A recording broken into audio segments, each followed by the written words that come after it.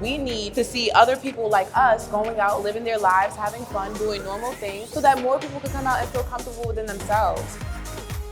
The Access Project is a 501c3 nonprofit that is a pioneering gym that provides resources, scholarships, and programs for people with disabilities as well as seniors to have a holistic and thriving life. I got involved in the Access Project through George Gallego, who is my partner as well as my fiance. For someone that's newly injured, when it comes to rehab or occupational therapy, there's a maximum number of visits that the individuals are allowed. So usually when someone completes their therapeutic period, they end up regressing. At the Access Project, since we focused on health and wellness as well as fitness, these visits are not charged against the insurance companies as physical therapy visit or occupational therapy. So we're able to ensure that they keep their gains over time. We're reopening after being forced to close because of the pandemic. It's about radical joy and disruption.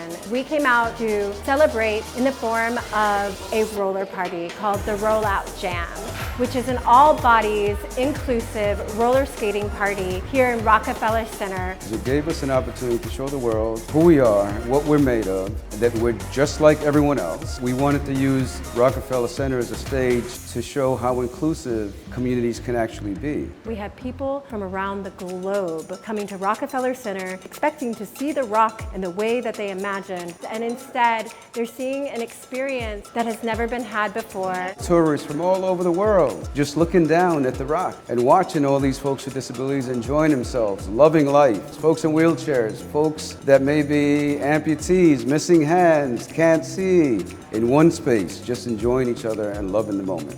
And they'll be thinking about it the next time that they may see someone with a disability that may need space to get through a door or wants you to look directly at them when you're talking to them. None of my friends growing up ever invited me to their roller jams for obvious reasons, so this is the first. Whether it's ADA compliant and it is accessible doesn't mean that it's inclusive.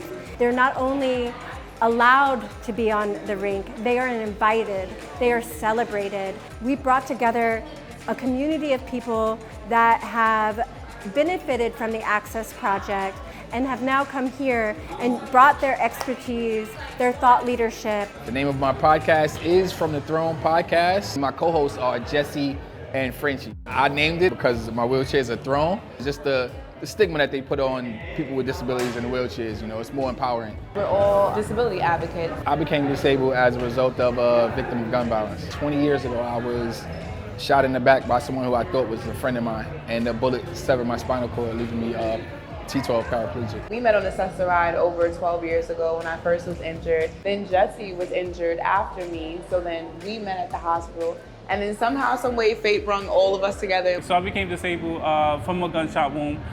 Wrong place at the wrong time. I'm a perfect example of adversity. When things happen, you know, you just bounce back and you just keep on going. I like to put smiles on people's faces. People call me a comedian, but I'm really a sit-down comedian, as you can see. This is who I am, so I'm not hiding, and you know, I'm gonna enjoy life like everybody else. We're trying to make the minority a priority. So many people reach out to us and say, you saved my life, you don't know what you've done, you know what I mean? You inspired me, you encouraged me, and that's what I do it for. I'm not doing it for fame or clout or money. I'm doing it because when I first got injured, I didn't see anyone that looked like myself, you know what I mean? So it's like now it's important to see representation. I want to just give everybody the confidence that I have. I've had members that have gone from living in an institution to being placed in positions of power in New York City government. That's what I love about this. I love seeing the progress. I love the movement. I love watching people grow. I think it's important for us to show ourselves and be represented by ourselves and not have other people speaking for us on our behalf. Treat everyone as people, you know what I mean? Humility goes a long way, kindness goes a long way. Be kind, be courageous, and be smart. And also, remember, if you cannot stand up, to stand out.